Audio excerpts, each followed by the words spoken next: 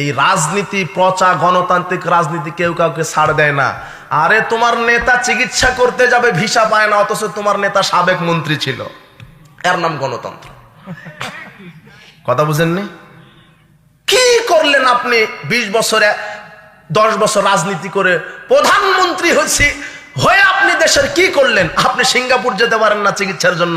ঠিক আপনার প্রধানমন্ত্রিত্বের, ঠিক আপনার রাজনীতির, ঠিক আপনার নেতৃত্বের।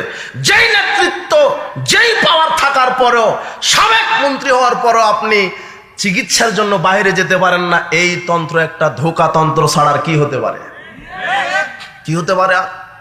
এক একটা নেতার 500টা, 1000টা, 800টা করে মামলা, এর নাম হচ্ছে গণতন্ত্র।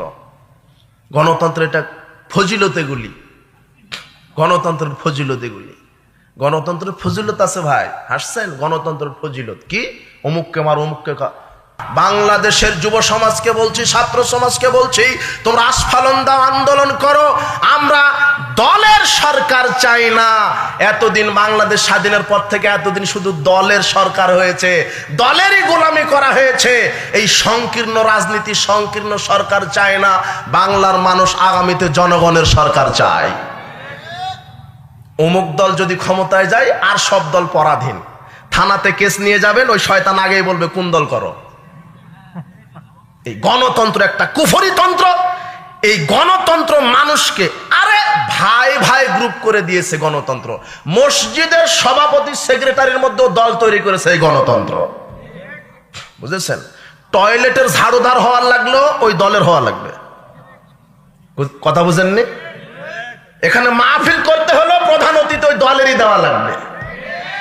এটাই হলো গণতন্ত্র। গণতন্ত্র মানে একটা পরাধীন তন্ত্র।